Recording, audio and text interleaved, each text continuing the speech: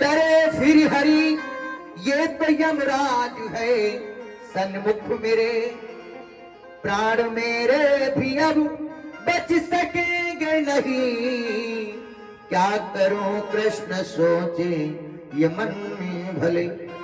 भगवान सोचने लगे, अरे ये बालक 16 वर्ष का, लेकिन इतनी ताकत इतनी सामर्थ। भगवान कन्हैया विचार करने लगे कि देखें इसका भाव क्या। भगवान कन्हैया ने कहा, भैया तुम किधर से युद्ध करो, बर्बरी का एक ही जवाब कि मिलेगी पराजय युद्ध बल प्रभु जी से, उसको मैं विजयी बनाऊं भला। मानो कहना मैं माता जगत का दुलारा, वीर बर्बरी को प्रण में निभाऊं भला। बर्बरीक ने कहा, प्रभु मैं अपनी माता का प्रण पूरा करूंगा।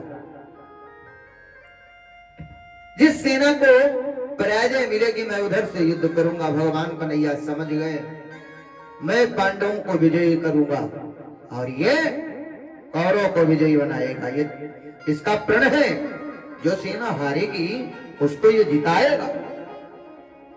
लेकिन भगवान कन्हैया विचार करने लगे, जब तक ये जीवित है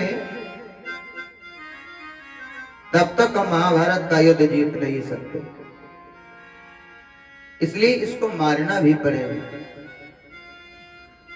अच्छा, एक और बात, भगवान निरपराध का वध भी नहीं करते।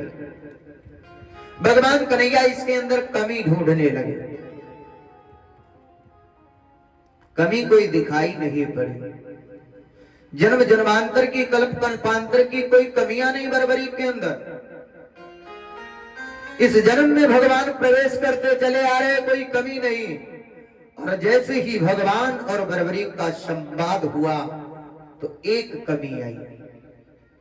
भगवान ने उस कमी को पकड़ा और भगवान मुस्कुराए। अब जैसे ही भगवान मुस्कुराए, बर्बरी हंसने लगा, महाराज आपको शायद मेरे ऊपर विश्वास नहीं है इसलिए आप हंस रहे हो। और भगवान जब जब मुस्कुराए तो कुछ अलबेले ही काम हुआ। एक गीतकार लिखता है, मुस्कुरा के मोहन मूरत डाल दी, कर दिया दीवाना उलझन डाल दी।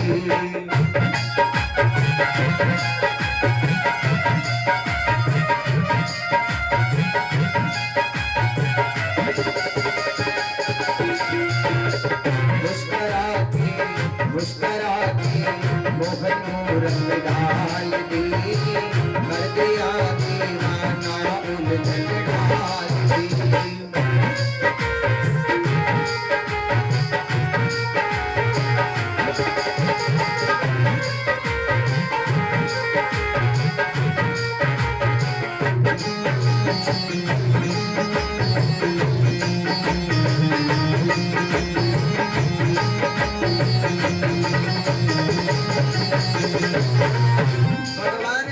मुस्कुराए, जब किसी के अंदर अहंकार देखा, अभिमान देखा, तब भगवान मुस्कुराए। हो गया था गर्व शिव उस काम को,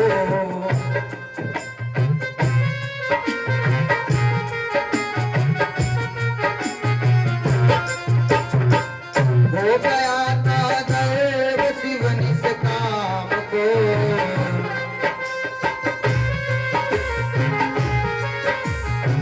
भस्म कर डाला था जब से काम को,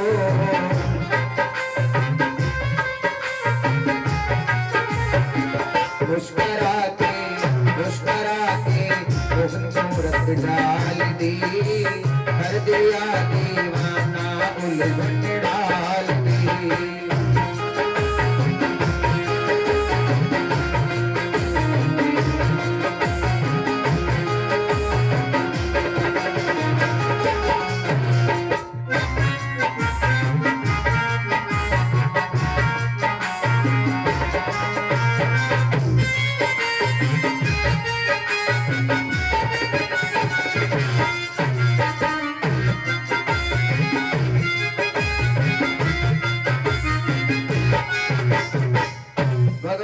मुस्कुराए एक बार, कब?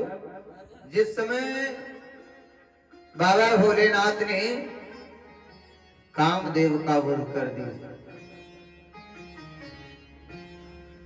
तब शिवती सर नयन उघारा, भगवान शंकर के तृतीय नेत्र के द्वारा कामदेव का वध हुआ। तो भगवान शंकर को अभिमान हो गया कि मैंने काम पर विजय प्राप्त कर ली, काम का वध कर दिया।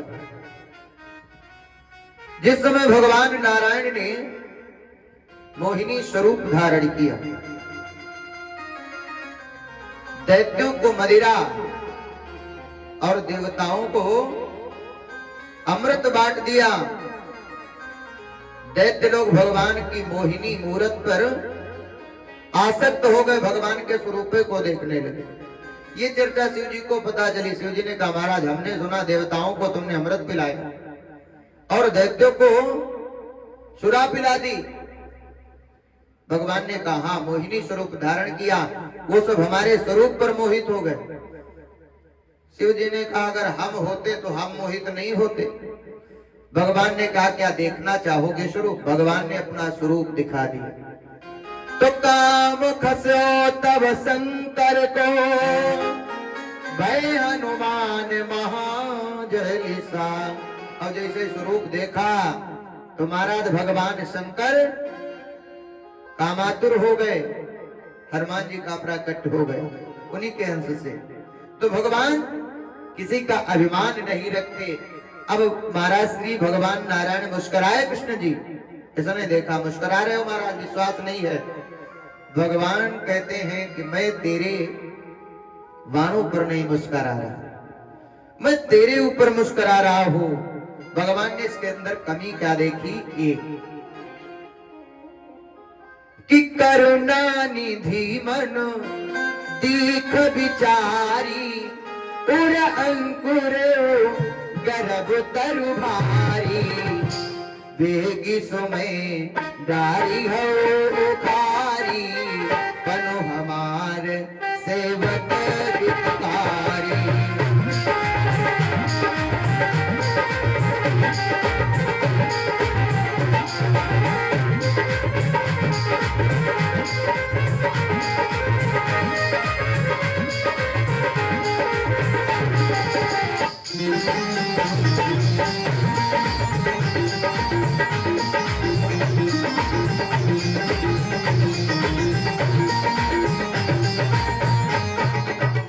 भगवान ने ये देखा कि करुणा निधि मन देख विचारी, उर अंकुर हो गर्भ तरु भारी। भगवान ने देखा इसके अंदर अहंकार है। अच्छा, भगवान, लोग विचार करते हैं भगवान लड्डू खाते, भगवान मेवा मिश्री खाते, भगवान ये कुछ नहीं खाते, भगवान सिर्फ अभिमान खाते। भगवान कृष्ण का कहना है, मैं और नहीं कुछ खाता हूँ, जिसके उर में अभिमान भरा उसका भक्षण कर जाता हूँ। तो भगवान ने इसके अंदर अभिमान देखा। जब ये कमी मिली तो भगवान ने कहा, बस अब हम तुम्हारा 302 किए दे रहे हैं। भगवान ने विचार किया और भगवान ने आदेश दिया कि कृष्ण भगवान ने चक्र से सिर दिया उसका काट, बर्बरीक गिर गया, फिर वो रोने लगा। बर्बरी गिर गया, रुदन करने लगा।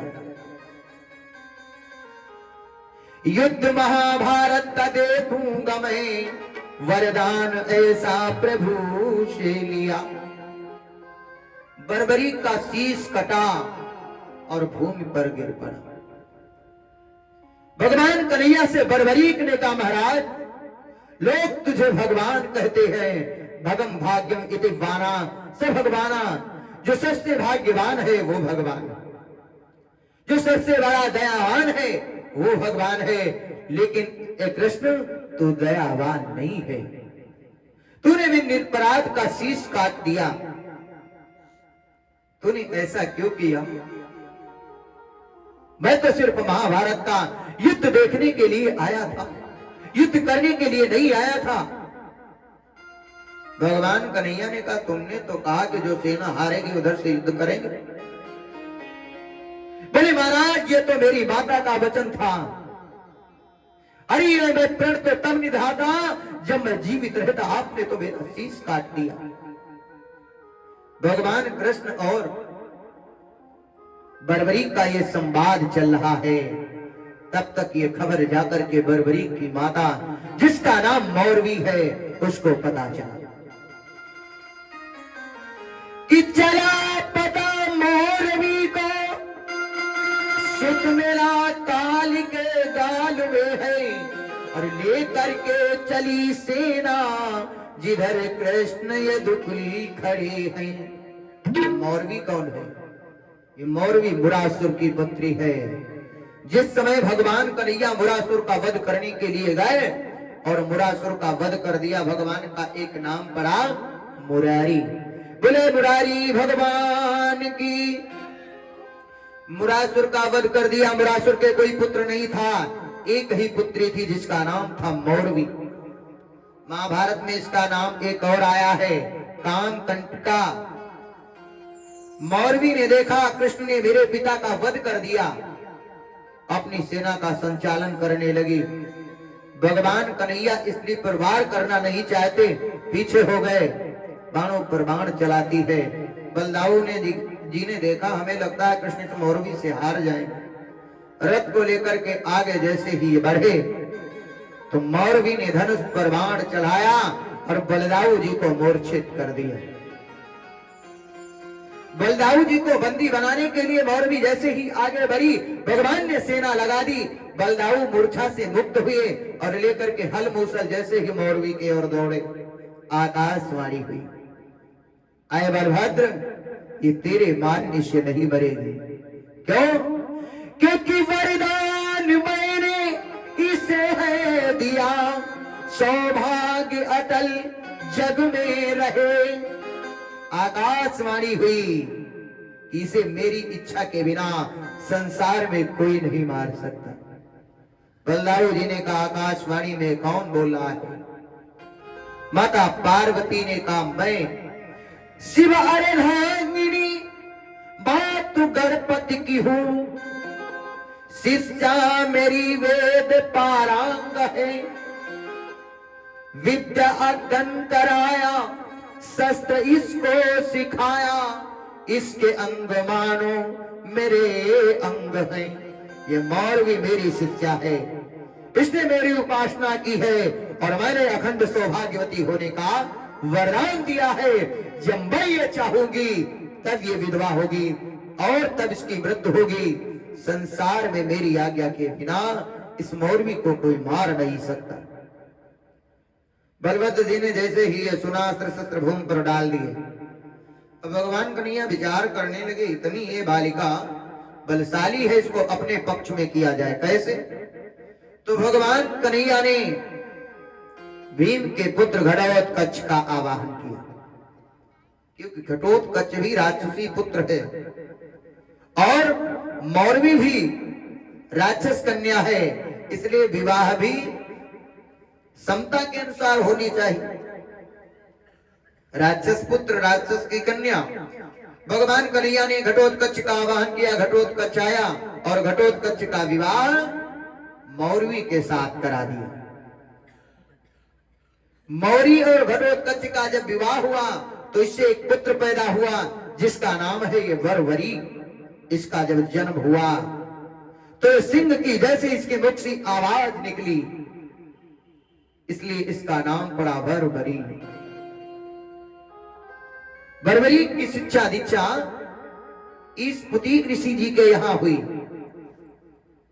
अब मौरवी को यह पता चला कि उसके पुत्र का शीश काट दिया गया है, तो मौरवी सेना लेकर भगवान कन्हैया के तरफ बढ़ी और आकर के कुरुक्षेत्र के सम्रांगण में पहुंच गई। धनुष पर बाण चढ़ाया और कुष्ठ को ललकार दिया कि यदुकुल के तुम रखवाले हो, दया तुम्हें क्या आती नहीं।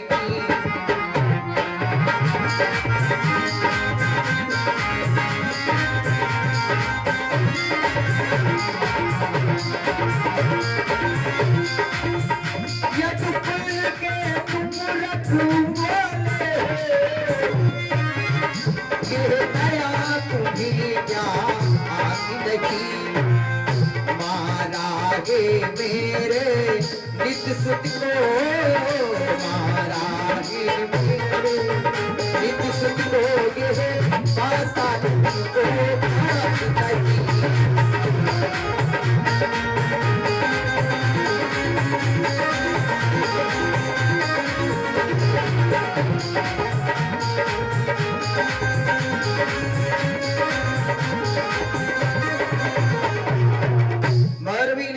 कृष्ण मैं तेरा वध कर दूंगी, तूने मेरे पुत्र को मार दिया है।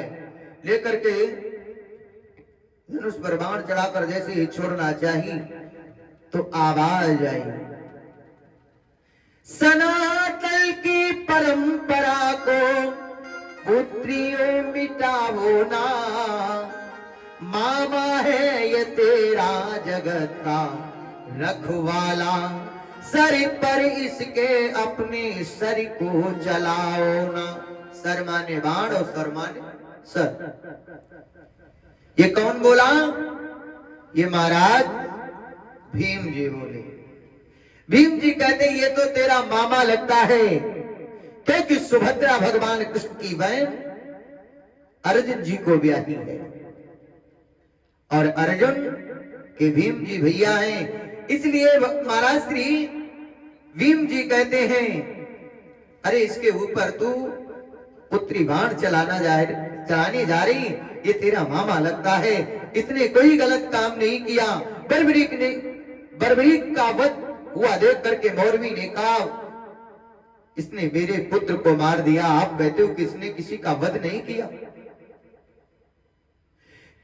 अर्जुन ने सो दिया नटवर ने तो ये न मरता तो खतरा खड़ा होगा।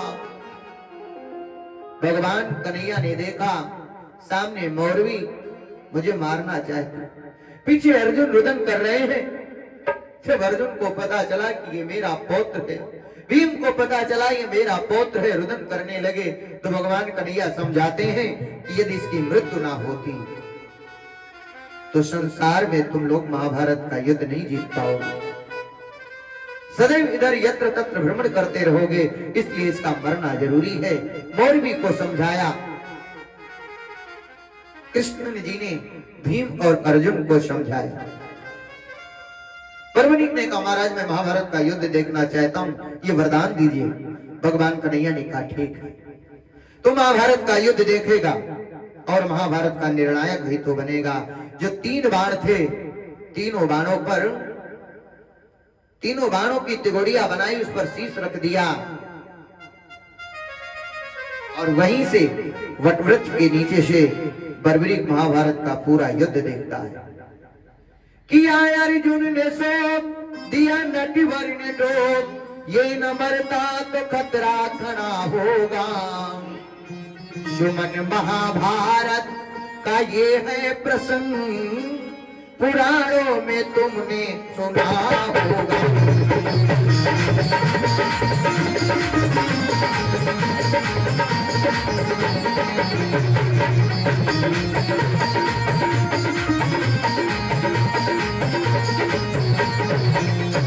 अच्छा, बर्बरीक महाभारत का निर्णायक कैसे बना? जिस समय महाभारत का युद्ध हो रहा है, जहां पर अधर्म होता है वहां पर बर्बरीक का शीश हंसता है। बर्बरीक कब हंसता है? जिस समय महाराज श्री बाबा भीष्म पितामह के ऊपर अर्जुन जी बाण छोड़ रहे हैं। सामने कौन है? अर्जुन के सामने तो वो महाराज कोई दूसरा वीर है, लेकिन अर्जुन जी सम्मुख नहीं आए, उसको सामने किए, पीछे से बाण छोड़ दिए। महाराज श्री बाबा भीष्म पितामह जी धराशायी हो गए। तब बर्बरीक का शीश हंसा। जिस समय अभिमन्यु मारा गया तब बर्बरीक का शीश हंसा। जिस समय महाराज श्री अंगराज कर्ण द्रोणाचार्य मारे गए तो बर्बरीक हंसता और कहता ये महाभारत में धर्म नहीं है, ये अधर्म है। क्योंकि एक एक महारथी के ऊपर 7-7 महारथी युद्ध कर रहे हैं। युद्ध जीतने के लिए शिष्य गुरु के सामने झूठ बोल रहा है। युद्ध जीतने के लिए युद्ध की नीति को भुला करके महाराज श्री भीम जी दुर्योधन की जंघा पर वार कर रहे हैं। जबकि महाभारत का नियम ये था, कमर से नीचे कोई गले का वार नहीं करेगा, लेकिन भीम जी ने जंघे पर वार करके महाराज श्री दुर्योधन को मार दिया। युद्ध जब समाप्त हो गया, सभी वीर कहते हैं कि मैंने विजय प्राप्त करी, मैंने विजय दिलाई। पांचों पांडवों को भी अभिमान हो गया। भगवान कन्हैया से कहने लगे, हमने मारा महाराज कितने वीरों को मारा। भीम जी बोले, हम ना होते तो नहीं जीतते। अर्जुन जी ने कहा, क्यों? बोले, अकेले 100 कौरवों को मारा। अब आपस में होड़ लग गई, कोई कहता मैंने जिताया, कोई कहता मैंने। पांचों पांडवों को लेकर के भगवान बर्बरीक के पास पहुंचे। बोले, बर्बरीक ये बताओ, महाभारत के युद्ध में विजय किसने दिलवाई? बर्बरीक ने कहा, महाराज सत्य बोलूं? भगवान ने कहा, हाँ सत्य बोलूं। बोले, महाराज पांडवों ने तो विजय नहीं दिलवाई। अब पांचों पांडव निराश, फिर किसने विजय दिलवाई? तो बर्बरीक कहता है, भगवान कृष्ण का चक्र कभी कौरवों को मारता था, कभी पांडवों को मारता था, तुम तो निमित्त मात्र थे, युद्ध तो कृष्ण ने किया, इसलिए तुम निमित्त बन करके रह गए, विजय तो कृष्ण की है, विजय कृष्ण ने दिलाई। बोले सच्चिदानंद भगवान की। आइए 2 बार भगवान का नाम बोले, फिर थोड़ी सी और चर्चा करने का प्रयास करें। बोले सच्चिदानंद भगवान की। तालियां बजाते हुए भगवान का नाम बोले। हरे रामा रामा राम राजा राम राम राम।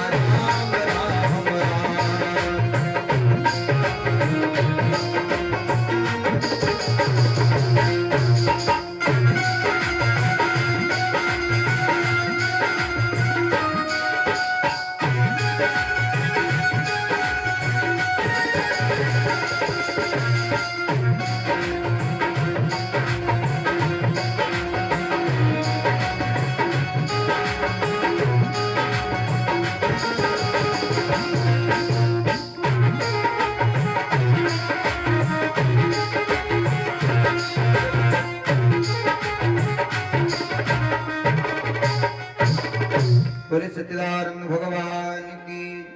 आइए कुछ दान दाताओं के नाम है। 151 मुद्राएं राकेश सिंह, 201 मुद्राएं बनवारी शुक्ला सुनसड़ा से, 151 मुद्राएं छैल बिहारी मौत डेरी से, 51 मुद्राएं बालकृष्ण मिश्र डेरी से, 101 मुद्राएं अशोक कश्यप नेरी से, 101 मुद्राएं राजेश कश्यप नेरी से, 101 मुद्राएं संजय अवस्थी जी नेरी से, और 101 मुद्राएं हमें भी प्राप्त हुई हैं दादाजी की तरफ से। बोली सच्चिदानंद भगवान की। चलो अच्छा, थोड़ी और महाभारत की कथा हो, एक और निपटाई दिया जाए। बोली सच्चिदानंद भगवान की। कुछ लोगों को सुस्ती आ रही है, सोच रहे पंडित 7 दिन वही हुई गए, 8 दिन तुम हूं डाही रहे हो, उनका बैठे। एक गांव में यहाँ एक माता जी रोज बेचारी कथा सुनाई जाए, 5 दिन कथा सुने, 6ठो दिन भो 7वां दिन भो, तो शाम पंडित जी कथा सुनावे के बाद विदाई गीत सुनाई। माता जी बेचारी रोवे लगी, आंखों से आंसू निकल रहे। पंडित जी सोचिन कि माता जी का विदाई गीत बहुत बढ़िया लगो, यह लिए माता जी रोई रही। तो पंडित जी हाथ जोड़े माता जी के अम्मा का विदाई गीत बढ़िया लगो, तुम्हें यह लिए रोई रही?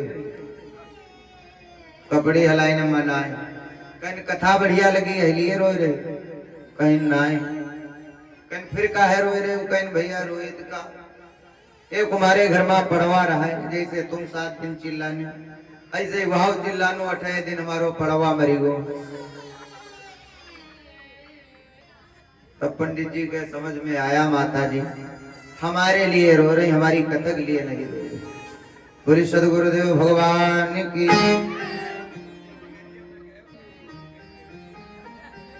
आइए अच्छा थोड़ी सी और चर्चा सुनाए। बाबा भीष्म पितामह जी ने महाभारत में 10 दिन का भार लिया, 10 दिन का युद्ध किया और 10 दिन का युद्ध करने के बाद में सरसैया पर चले गए। अब रात्रि काल में कुरुपति दुर्योधन ये विचार करता है यही प्रसंग सुनाया जाए या बदल दिया जाए। नहीं, अभिमन्यु वध सुनाए कि कर्ण वध सुनाएंगे, बताओ पहले।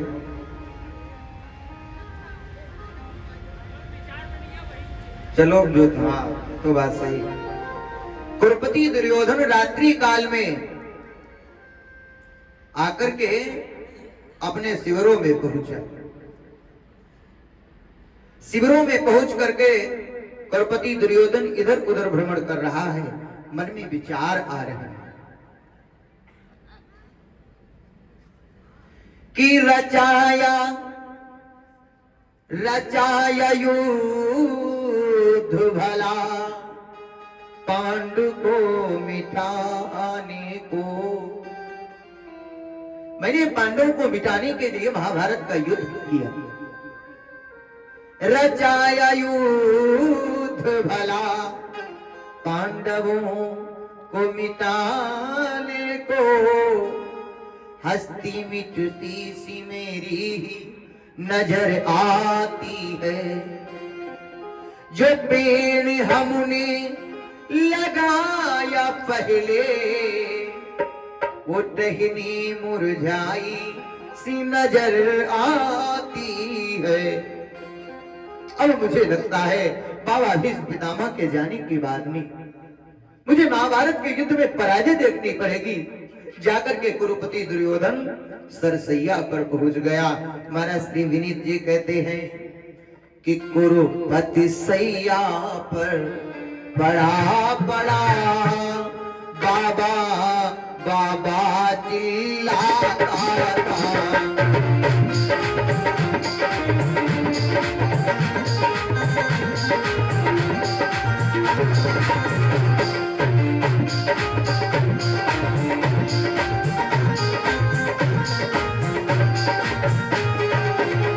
कुरुपति सैया पर पड़ा पड़ा बाबा बाबा चिल्लाता था।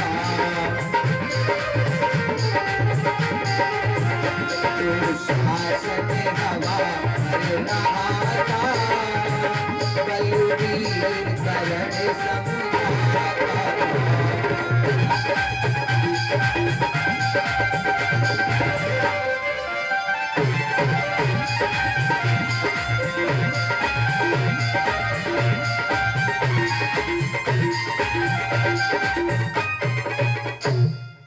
महाराज श्री कुरुपति दुर्योधन सैया पर गिर पड़ा।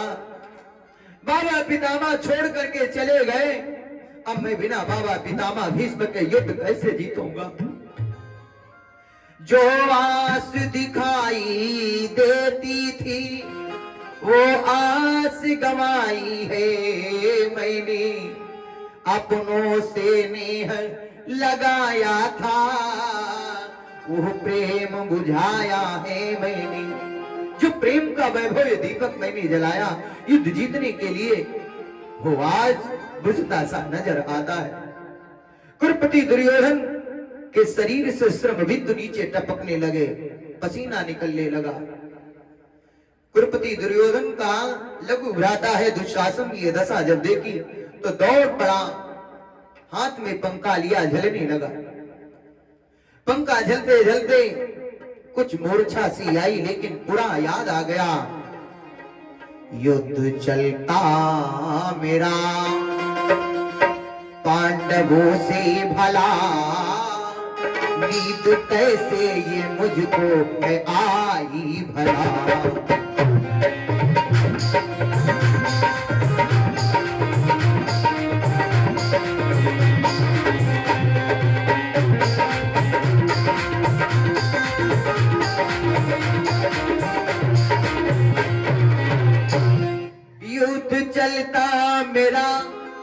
पांडवों से भला, नींद मुझको ये कैसे है आई भला। ये मुझे निद्रा आ रही है और मेरा तो युद्ध पांडवों से हो रहा है। काबर खा जब कृषि सुखाने, समय चूकी पुण्य का बचिताने। इसलिए युद्ध की तैयारी करनी चाहिए। तब तक देखा, नेत्र जब खुले तो दुशासन पंखा लिए झल रहा है, सामने अंगराज कर्ण है,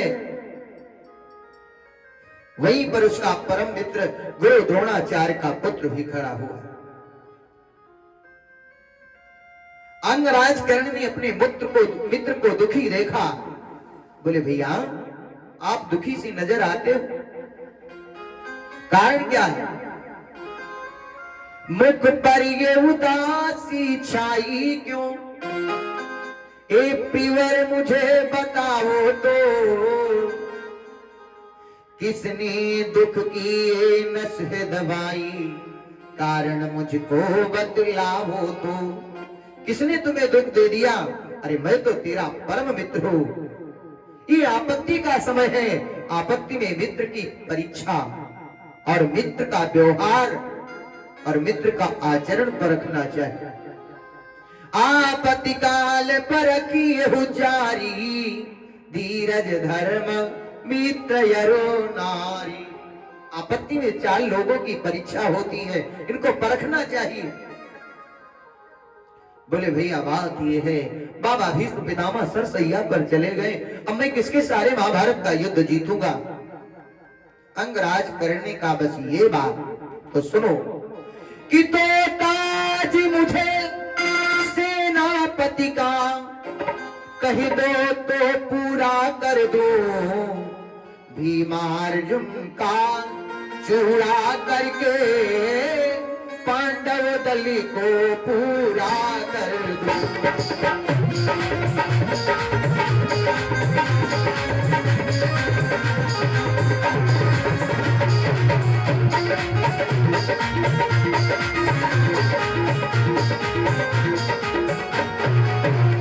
अंगराज कर्ण ने कहा, मित्र बस यही बात है, तो आप मुझे सेनापति का ताज दीजिएगा। और फिर देखिए अपने मित्र की वीरता। ये 5 पांडव जो तुझे सम्रांगण में दिखलाते हैं, ये नजर नहीं आएंगे। मैं इनको पराजित करके विजय श्री तेरे हाथों में सौंप दूंगा। दुर्योधन ने कहा, वाह मित्र, यही तो मित्र से लालसा है मुझे। वहीं पर खड़ा कौन है? द्रोणाचार्य का पुत्र जिसका नाम है अश्वत्थामा, द्रोणी। द्रोणी ने कहा, अंगराज कर्ण, जो तूने वचन कहे हैं उन वचनों को वापस ले ले। अरे युद्ध तो महारथी करते हैं, युद्ध तो क्षत्रिय करते हैं। तू ना तो महारथी है और ना ही क्षत्रिय है। क्या तो भूल गया अपने दिन? बाबा भीष्म पितामह जो सरसैया पर पड़े हैं, तुझे कभी महारथी नहीं कहा कि रथी भी समुगिनो और कुलहीने जग जान। रथी भी समुगिनो कुलहीनो जग जान। और सेनापति तो कहा किए सब क्षत्रिय को अपमान।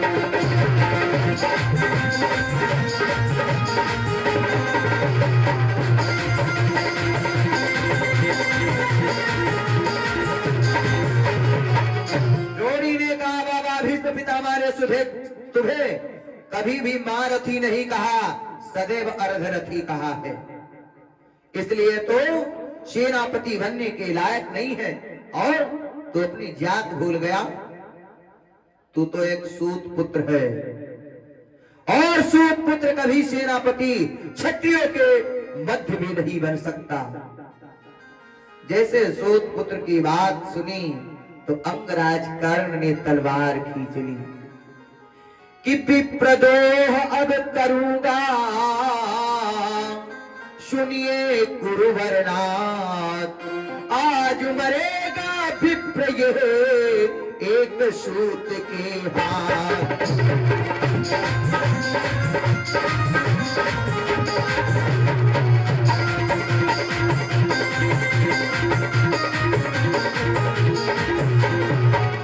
अंगराज कर्ण ने तलवार खींच ली, बोले द्रोणी तू मुझे सूत पुत्र कहता है, यद्यपि तू ब्राह्मण है लेकिन एक चूत पुत्र के द्वारा आज तेरी हत्या होगी। निकल के तलवार जैसे ही दौड़ा द्रोणी की तरफ, द्रोणी ने भी तलवार निकाली।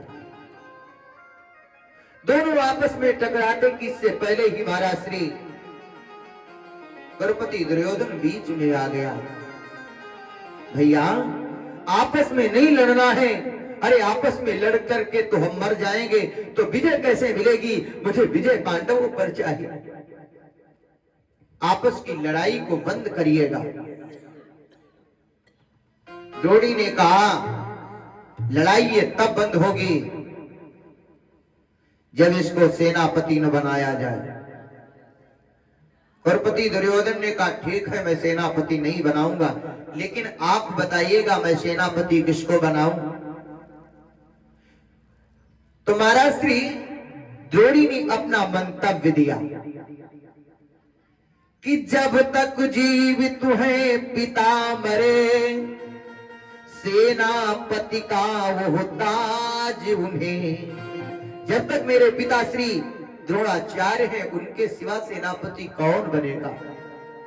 अरे वो महारथी हैं, दूसरे तुम्हारे गुरु भी हैं, और उनके सामने इन सूत पुत्रों को आप सेनापति बनाओगे?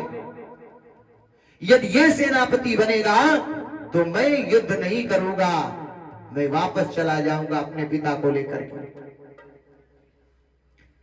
बोले ठीक है चलो। अंगराज कर्ण दुशासन द्रोणी ये सब महाराज श्री गुरु द्रोणाचार्य के पास में अर्धरात्रि में पहुंचे। द्वार पर आवाज लगाए गुरुदेव। सेवक ने आकर के शिविर का द्वार खोला, अंदर प्रवेश कर गए, और जैसे ही अंदर प्रवेश किया तो गुरु को प्रणाम किया। द्रौपदी दुर्योधन, अंगराज कर्ण ने, द्रोणी ने और दुशासन ने चरणों पर मस्तक रख करके गुरुवर को कुरुपति ने प्रणाम किया। आशीर्वाद मुख से निकला, जय हो ये वचन कहा। विजय श्री जय हो का आशीर्वाद दिया। कुरुपति दुर्योधन बैठ गया, मुख को नीचे कर लिया। तो कुरुपति दुर्योधन से द्रोणाचार्य ने कहा भैया तो अपना शीश नीचे किए हुए बैठा, कारण क्या है? बोले गुरुदेव मैं आपके पास कुछ आकांक्षा लेकर के आया हूं। बोले क्या आकांक्षा है? बोले बाबा भीष्म पितामह ने 10 दिन तक युद्ध किया लेकिन मुझे विजय नहीं दिला पाए, क्योंकि वो पांडवों से मिलकर के युद्ध करते थे। इसलिए अब मैं चाहता हूं कि आप महाभारत का युद्ध करें और मुझे विजय दिलाएं। तो कुरुपति दुर्योधन ने कहा सुनो कि कहो द्रोण राजन सुनो, कोटियान भृगुनाथ, और 5 दिवस भारत रचो, करहु घोर संग्राम।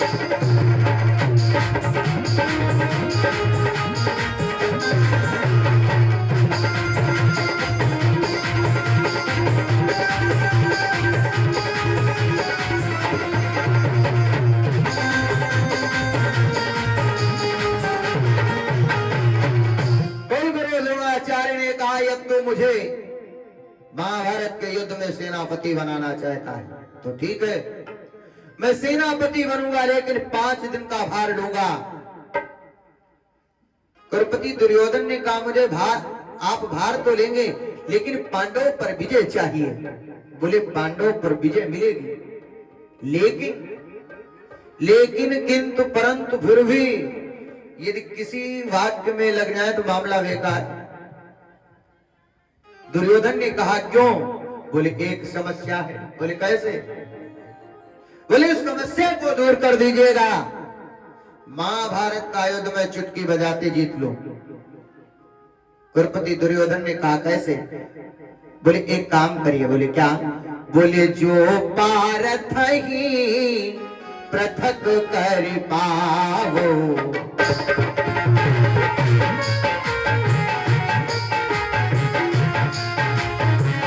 जो पारथ ही पृथक कर पावो।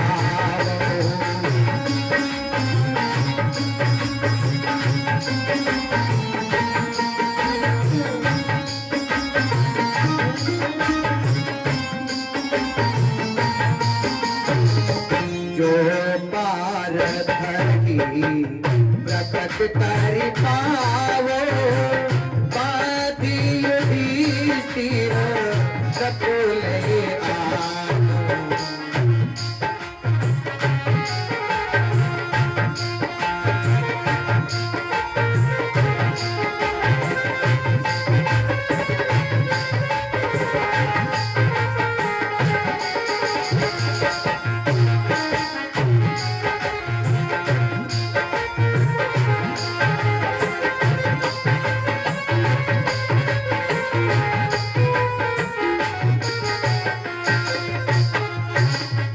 द्रौपदी दुर्योधन ने कहा बस अर्जुन समस्या है, यदि अर्जुन मेरे सामने ना आए तो महाभारत का युद्ध में तुझे जीता। द्रौपदी दुर्योधन ने कहा अर्जुन से आप इतना क्यों डरते हो? अरे आप तो उनके गुरु। तो द्रौपदी दुर्योधन से महाराज श्री गुरु द्रोणाचार्य जी कहते हैं अर्जुन कोई साधारण नहीं है। भले तुम विराटपुर में गौओं का हरण करने के लिए गए,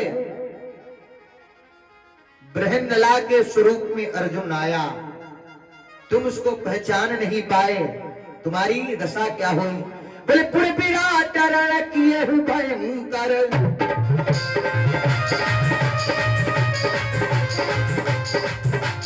पूरे विराट रण किए हूं भयंकर, वनवास बहु जीत शंकर।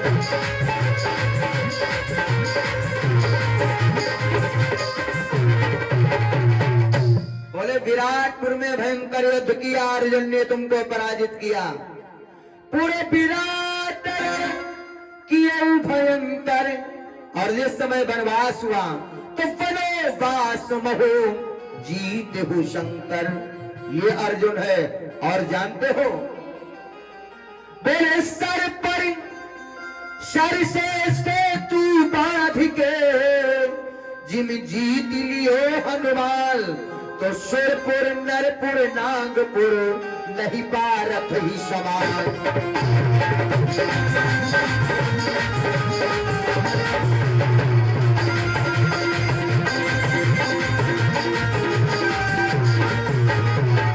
गुरु द्रोणाचार्य कहते हैं ये वो अर्जुन है, सर से सागर बांध के जिम जीत लियो हनुमान, जिसने हनुमान को पराजित कर दिया वो पार्थ अर्जुन है।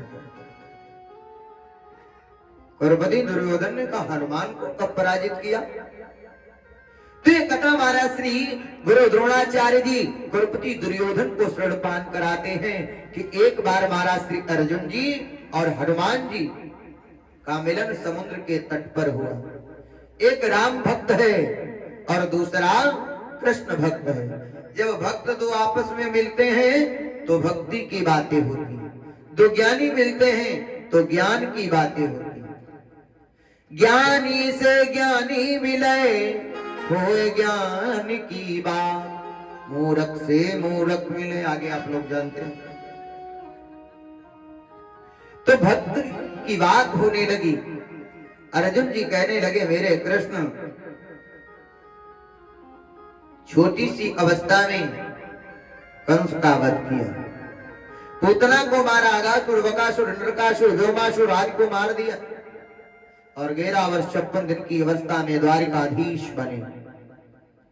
मेरे कृष्ण बड़े ही परम दयालु, मैं उन्हीं की पूजा करता हूं। हनुमान जी ने कहा बिल्कुल सही, हमारे राम जी क्या तुम्हारे कृष्ण से कम है? छोटी सी अवस्था में ताड़का को मार दिया और छोटी सी अवस्था में जनकपुर जाकर के धनुष को भंग करके जानकी के साथ विवाह कर लिया। लंकाधीश रावण का वध किया, कुंभकर्ण मेघनाथ को मारा, समुद्र पर पुल बनाया। और जैसे समुद्र पर पुल की बात आई तो अर्जुन जी ने मीठी सी चुटकी ली, बोले अब बस ज्यादा उनकी बड़ाई ना करो, जानकी का हरण रावण करके ले गया। अच्छा, रावण पर विजय पाने के लिए समुद्र पर पुल बनवाया, और पुल भी कैसे बना? पत्थरों से। तुम सब जन पूरे खानदान भर लग गए हो, जितने वानर समाज थे, तब जाकर के ये पुल बना, और तब तुम लोग पार भय।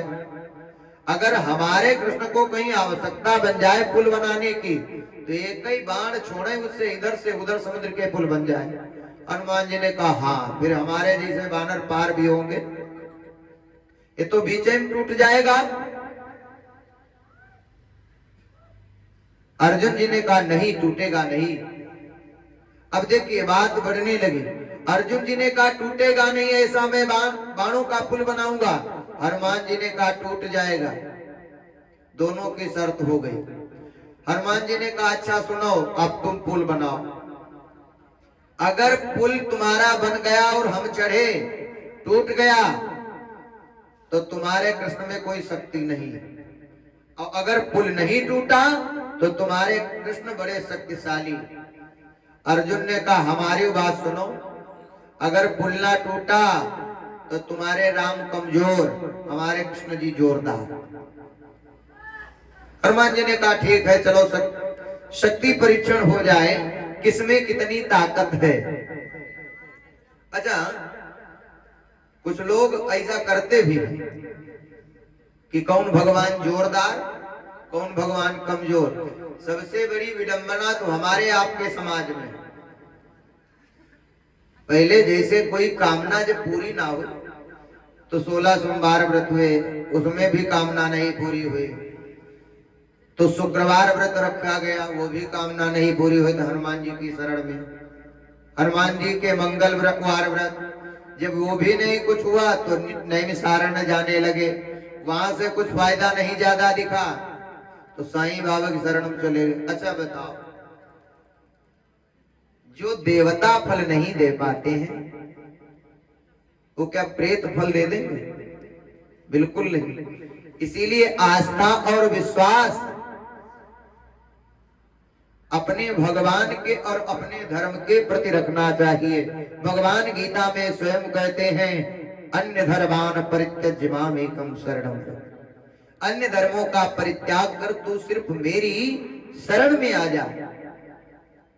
अब ये तो दोनों परम भक्त हैं, भगवान की ही शरण में हैं। अर्जुन जी ने कहा ठीक है, हम पुल बना रहे हैं। अर्जुन जी ने गांडीव पर बाण चढ़ाए, और जैसे ही बाण छोड़ा तो बाण छोड़ने के बाद स्थिति क्या हुई? बोले एक से साहस, साहस से लाखन, लाखन से पुनि गज पंचानन। एक से दो, दो से चार बाण बढ़ते ही चले गए, उधर से लगा करके समुद्र के दूसरे छोर तक पुल बन गया। हनुमान जी ने देखा पुल तो बन गया। अच्छा, हनुमान अर्जुन की जब बात हो रही थी तो हनुमान जी छोटे थे, और जब पुल बन करके तैयार हो गया तो अर्जुन जी ने कहा तोड़ो, तो हनुमान जी ने क्या किया? कनक भूधरा कारी शरीरा, समर भयंकर अति बलवीरा।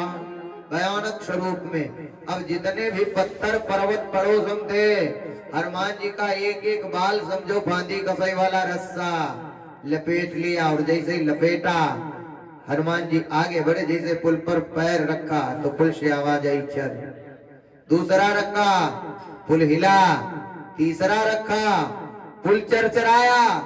अब जैसे चरचराहट की आवाज अर्जुन के कानों में पहुंची तो अर्जुन जी विचार करने लगे, हमें लगता है कि पुल टूट जाएगा, बचेगा नहीं। तो भगवान से प्रार्थना करने लगे, प्रार्थना करने लगे, महाराज मेरी लाज राखिए कृष्ण मुरारी।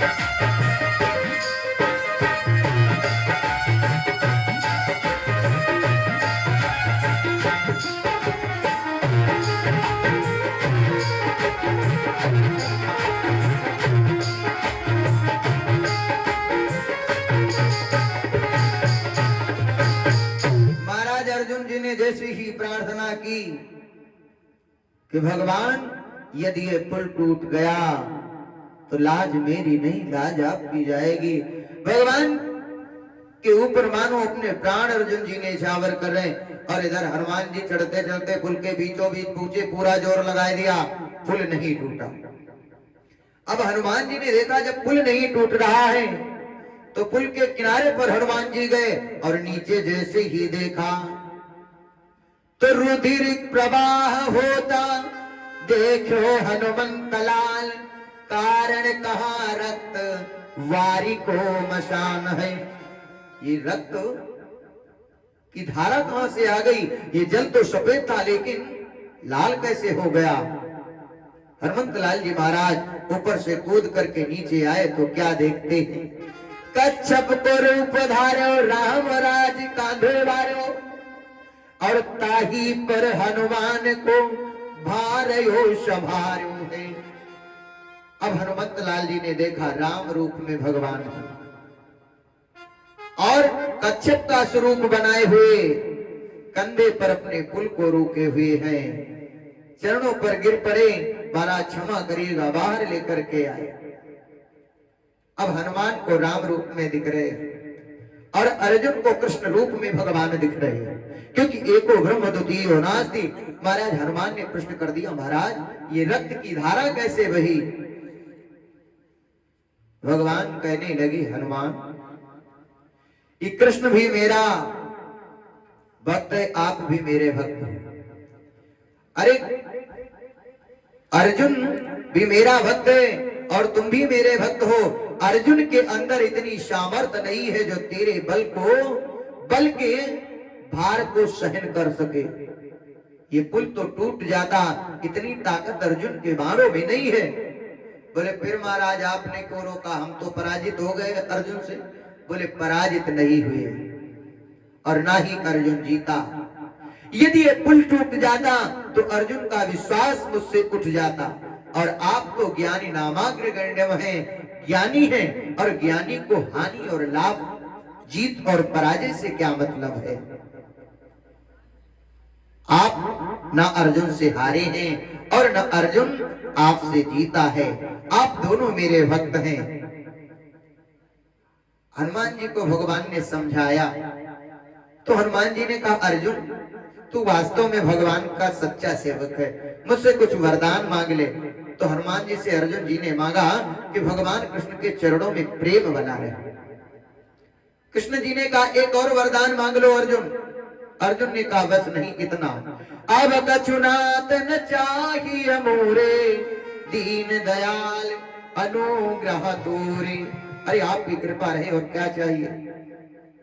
भगवान कृष्ण ने अर्जुन से कहा, अर्जुन एक और वरदान इन्हें दे। बोले कौन सा?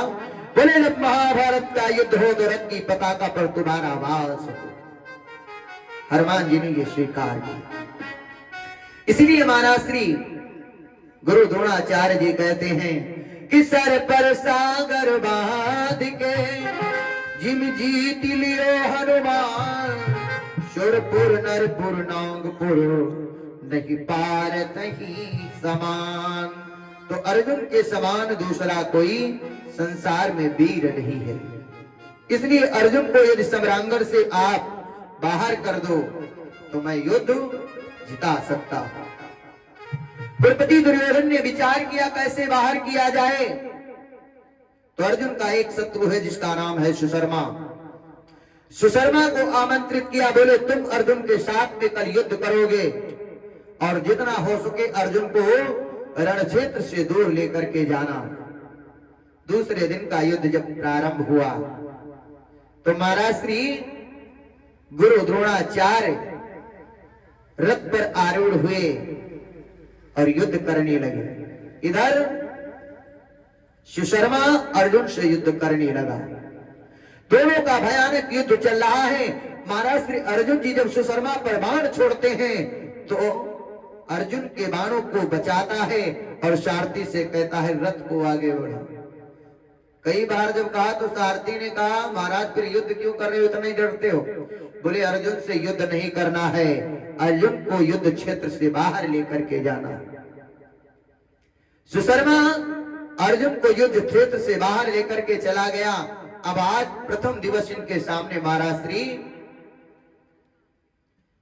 द्रोणाचार्य के सामने 4 पांडव बचे हैं। लेकिन एक बात है, अर्जुन जी जब युद्ध करने के लिए सुशर्मा से गए हैं तो एक बात अपने भाइयों से कह करके गए हैं कि आप सभी लोग धर्मराज की रक्षा महाराज श्री गुरु द्रोणाचार्य से करना, क्योंकि यदि द्रोणाचार्य को मौका मिलेगा तो युधिष्ठिर को बंदी बनाएंगे और जब राजा बंदी बन जाएगा तो प्रजा उसी के अधीन हो जाएगी। जो राजा को बंदी बनाएगा हमारी पराजय हो जाएगा। इसलिए सात्विकी आदि महाराज श्री धर्मराज की रक्षा कर रहे हैं और इधर महाराज श्री गुरु द्रोणाचार्य युद्ध करते आगे चले जा रहे हैं। युद्ध करते करते आगे निकले, तब तक सामने कौन आया? महाराज श्री भीम जी आए और भीम जी को जैसे ही देखा अर्जुन जी ने ललकार दिया, है भीम कहता जगत तुझको अतुलित बल का धाम है, आकर मुद्द मुझसे तेरा गुरु द्रोण सम्मुख खड़ा है। अब मुझसे युद्ध कर। अब जैसे ही ललकार सुनी तो महाराज ललकार गुरु की आते ही गुरु पर फिर घोर प्रहार किया।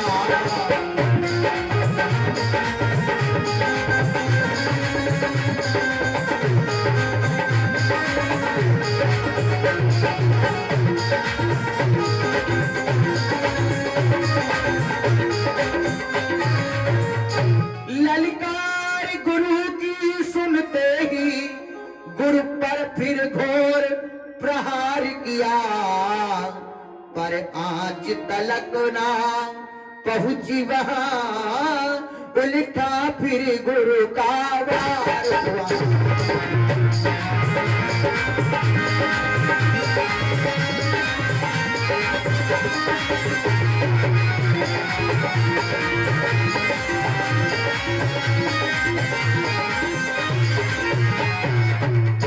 महाराज श्री भीम जी ने जैसे ही गुरु के ऊपर गदा का प्रहार किया तो गुरु द्रोणाचार्य ने अपनी गदा छोड़ दी भीम की तरफ, और गदा में गदा जब टकराई तो भीम की गदा वापस चली आई। महाराज गुरु द्रोणाचार्य क्रोधित हो गए, रथ के 2 खंड कर दिए, सारथी को मार दिया, पताका काट दी और भीम जब निहत्थे हो गए, हाथ में तलवार रह गई तो ललकार दिया, बोले खाओ बहुत सो निज धामा।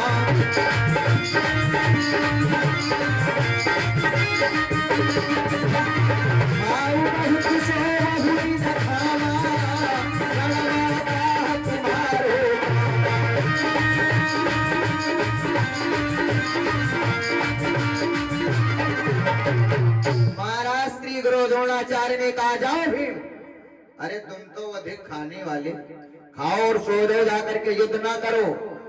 महाराज श्री गुरु द्रोणाचार्य जी ने भीम को पराजित किया, नकुल को पराजित किया, सहदेव सात्विकी को पराजित किया। अब इनके सामने कौन है? महाराज श्री युधिष्ठिर जी।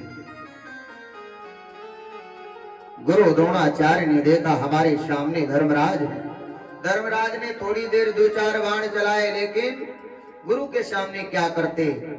अब गुरु द्रोणाचार्य ने धनुष पर बाण चढ़ाया, छोड़ना चाहते, लेकिन एक बात याद आ गई, यदि हमने बाण छोड़ा और ये बाण जाकर के कहीं धर्मराज के शरीर में लगा, यदि रक्त की एक भी धार भूमि पर गिरी तो यह धरा धर्म के प्रभाव को सहन नहीं कर पाएगी, ये धरा रसातल चली जाएगी। इसलिए धनुष से बाण उतार दिया और बारास्त्री नाम पास का संधान किया।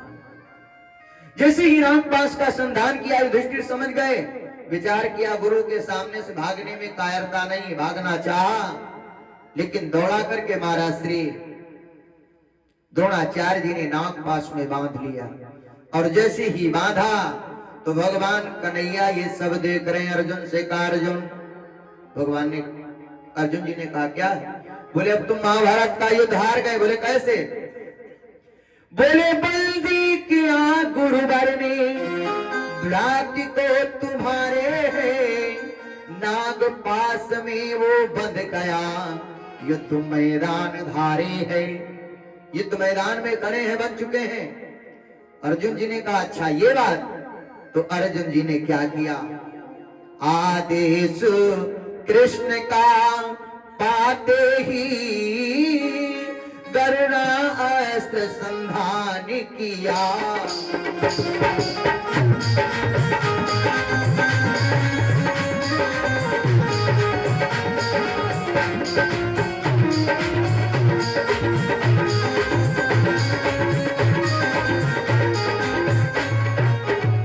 गरुणास्त्र का संधान किया, जाकर के नाग पास कट गई।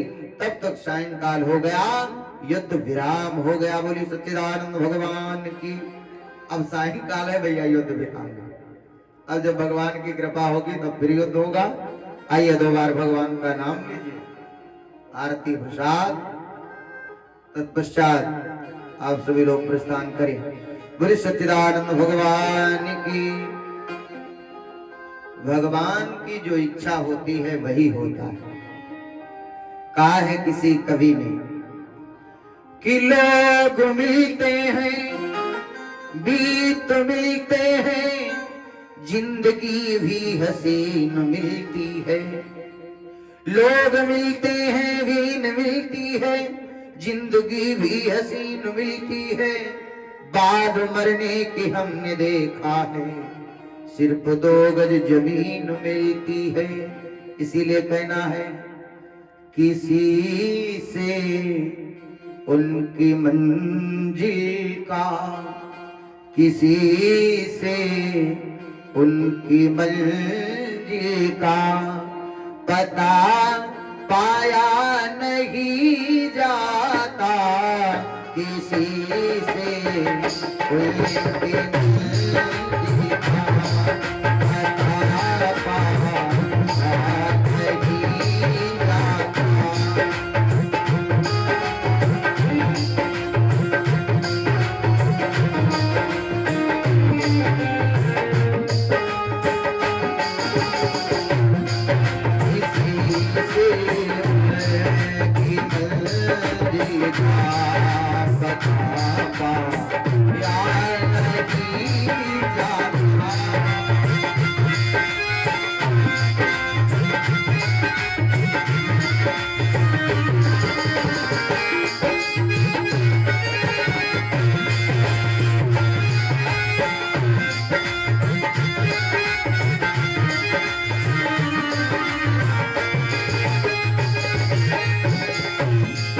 किसी से